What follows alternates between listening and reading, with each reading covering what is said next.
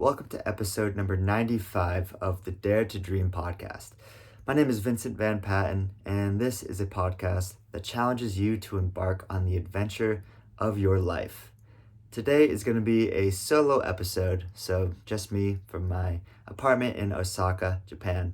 And I want to talk about just some vulnerabilities, some of the things that I've been facing and thinking about during my first month and a half here. So I'm going to read partially from a story that I've been working on and partially just off the cuff. So it's all coming from the heart, and hope you enjoy the episode. Down below in Osaka's bustling Umeda district, life flows forward like it always has. But now I'm here watching it in a position that I've dreamed of for years. I'm in Japan, and I'm going room to room at the most prestigious location of the Foreign Language Institute, which I work for, our Umeda school. It's glitzy, polished, beautiful office, and I'm going room to room, refilling tissue boxes. It's part of the job, and I really don't mind tasks like this, and somebody has to do it, so might as well be me. In one of the classrooms, I stop to look out of the window. Way out in the distance, I view the mountains which surround Osaka, and it could all mean nothing, just endless earth from here to there. Or it could mean everything. Endless life to be lived. I watch the massive Ferris wheel turning ever so slowly. I think about how it would be a cool spot for a James Bond battle scene, just battling on the top of the Ferris wheel, things exploding, downtown Osaka. It'd be sweet. The reflection gleams off of the adjacent buildings, and I think about how much is happening in the world at once. This is a thought that I have from time to time, just about how in just moments around the world, these people just like you and me are having their little individual experiences of life. And right here, right now, on the other side of the world, it's dark. People are sleeping. Here in Osaka, the world is light and life is turning on. And this thought is really just blows my mind. So I watched a plane soar through the Osaka skyline, and its shadow drifts upon the city in its wake. Countless people cross the street, take out the trash over there, sit in a park over there, and then there's me, looking upon all of this, plunging deeper into my own thoughts in this silent room. When alone in nature, you feel small, yet important in some way. You're part of something, a family that is the forests, the sea, the mountains, and if they could be so beautiful, so natural and serene, so can you. In a city, you draw from its well of energy. You feel small too, but not really compared to something that's grandiose, but rather to the endlessly passing faces that seem just like faces, but are so much more. You might realize that there are endless people, yet they're just like you and me, with the ability to dive deeper and deeper into this river of thought that's individual, unique, yet feeds a greater ocean of possibility. There has to be a reason to that, how we've all been gifted this thing called life, and it may feel like we're alone because often we are, like I am in this room, but we're not. We all grapple with the same daily trifles and thoughts and worries, and they vary and change, of course, between each of us, but we all deal with something. It's nothing new. People throughout history have battled and wondered just as we do now. And what I believe differentiates the individuals from the masses is not those who try to stand out for its own sake, kind of making everybody else below them. It's those that stand out through connection, by hitting on something intrinsic, which is our longing to understand our time on earth, and embracing it in a way that speaks to the universal spirit. Shared pain that could be overcome. Shared love spread in the most trivial of ways. Shared striving to be what we're meant to be. Shared discovery by living every day as if it truly matters. We worry about our lives, and obviously there's no shortage of things to worry about. We all feel pain, and we want to lessen that pain, and we struggle to figure out what we're supposed to do, where we're meant to go, how to give meaning to the meaningless, how to make the struggle lessen in ourselves, which in turn helps others. Well, perhaps it's the opposite. how to make the struggle lessen in others, which in turn lessens it in ourselves. It really doesn't need to be anything more than a smile, which beams like a star and connects us all in this great constellation. I remember when I visited Japan in 2019, I was just thinking about being the chill dude at the front desk who at our hostel in Tokyo, and I wondered what it would be like to live here instead of just passing through. What it would be like not to feel the pressure of having to do so much every day and pack as much in as little time as possible, but just have days like being in that office building, just gazing upon endless earth and just wondering about life and taking things slow. Now I'm here, and some things have changed, but I'm still me, and I'm just dancing with life. I still feel the pain in my body, the uncertainty in my mind, and the doubt that we all undergo. This is what it means to be human. I wonder what I'm doing, where I'm headed every day. I fear that I'm not going to make it to that next threshold, even though I really don't know what that means. Will I be an English teacher like this forever? Will I be writing just for the love of it forever, just online? I really don't know, and I do think about it a lot because it is scary not to know.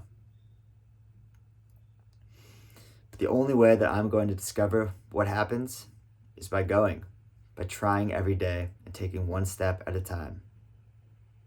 Fear has its grip on all of us, and that fear could have stopped me from taking this step and moving to Japan, because it's scary to move across the world when you don't know how things are gonna work out. What if you don't like it? I was often asked.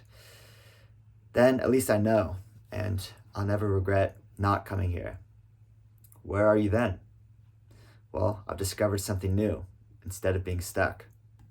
That in itself is definitely a victory. Knowing that I tried supersedes any doubt that I feel. I'm here to have the adventure of my life. That brings with it joy just as much as pain. The adventure we're all born to have and feels right to us. That's what I'm doing here. I'm not saying you have to move to the other side of the world to have the adventure of your life. I think you know what that means to you. Stray from the shore. Do what scares you. Face fear and smile. Shed a tear if you must. Sometimes you don't have to be so strong. Talking about pain for me is definitely tough because I constantly grapple with what it means to be strong. The biggest thing that I've been dealing with over the last probably 6 years now is back pain that kind of took over my life when I was 22 and just has not ever stopped. I've seen countless doctors and every sort of physician, but nothing has solved the problem, and I consider it a blessing in many ways, as it's given me much greater perspective of what people go through and just the ability to feel compassion for other people, because we all are definitely going through something. Over the last week or so, I've been reading a lot about pain, not seeking it out, but just it feels like fate how these topics have come into my life. I started the book Discipline is Destiny by Ryan Holiday, which is fantastic. He's one of my favorite authors, kind of the teacher of modern teacher of Stoicism, which is this ancient philosophy. And I've been listening to Letters from a Stoic, which are letters from Seneca, and at the same time they both discuss this topic of pain. And in the last 2 weeks I have been feeling more pain than usual in my back. And I got here in Japan, I was pushing, going balls to the wall, working out hard, riding a ton, doing everything. And something that I continue to deal with and have to learn is just how to slow down, how to listen to my body, and how to really persevere through that, but maybe not in ways that I imagined before, like sheerly, that's a word, just pushing through it. So I've decided this last week just to stop working out, just to let my body rest a bit and see how that affects it. And like what I've been reading from the books is how to overcome pain, how to just, some of the greatest people in history have dealt with just crippling pain and overcame it. And I know that is a fact, and that's part of life. And most of the time, I am just working through it and smiling despite the pain. A quote from Discipline is Destiny that really struck a chord. We will taste pain on this journey. That's a fact. We will be given a million opportunities to stop and a million reasons why that's okay. But we can't, and it's not. We keep going. We put our butt in the chair. We will not be deterred.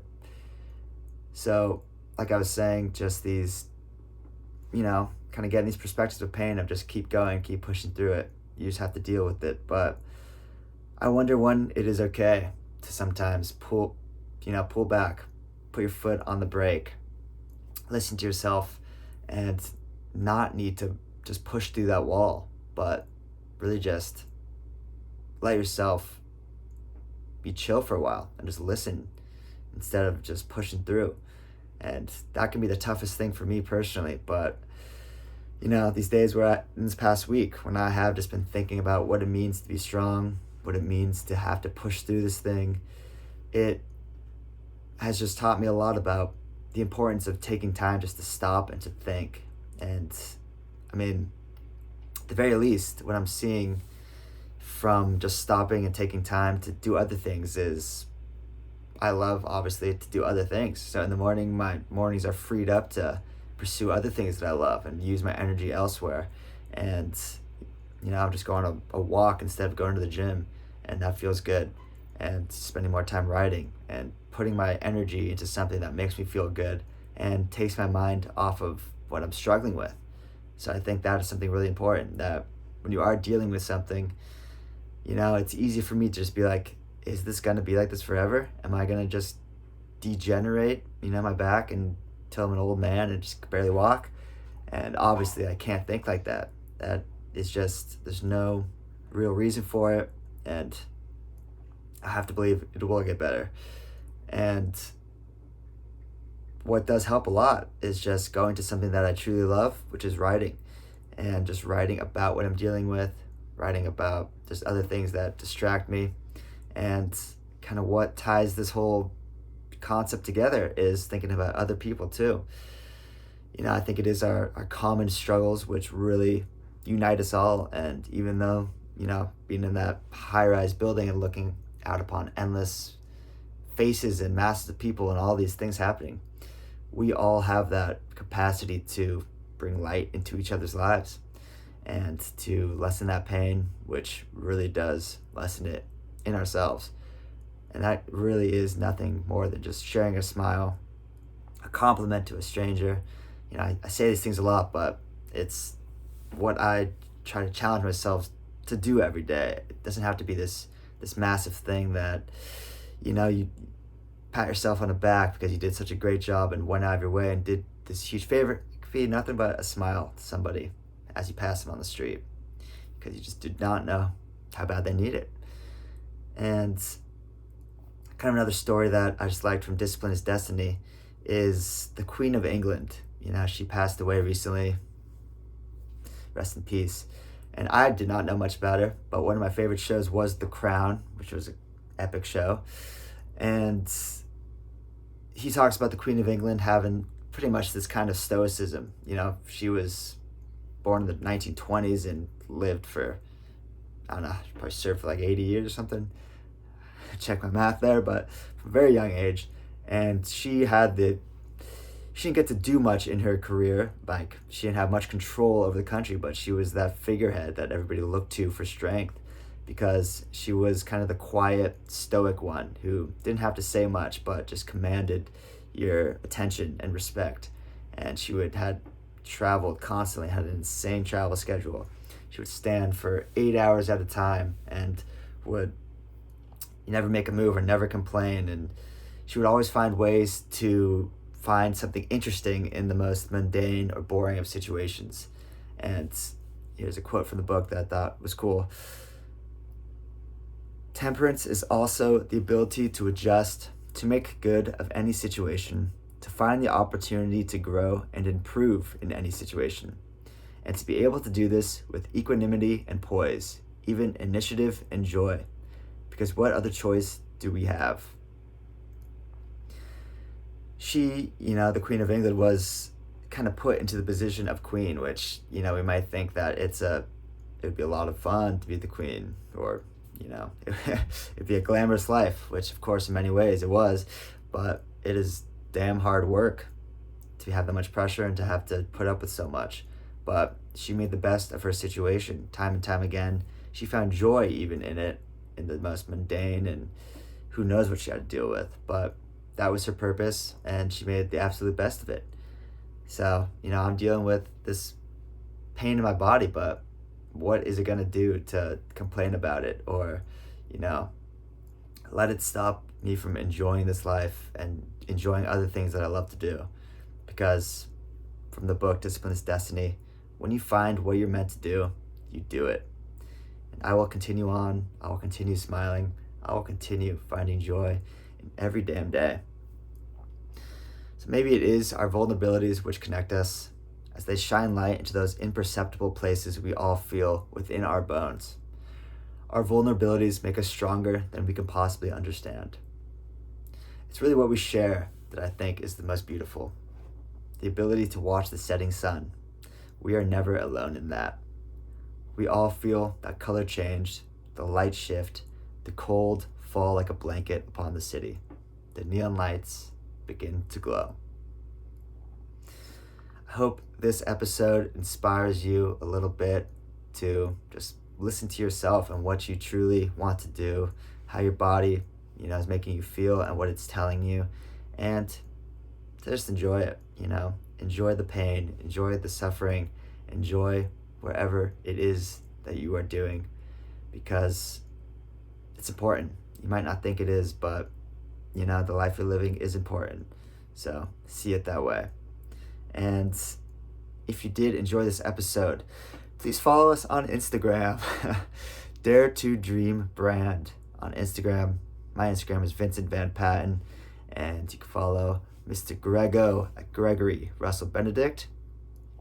And if you did enjoy this episode or this podcast, makes your day a little bit brighter, please leave us a review on Spotify or Apple Podcasts.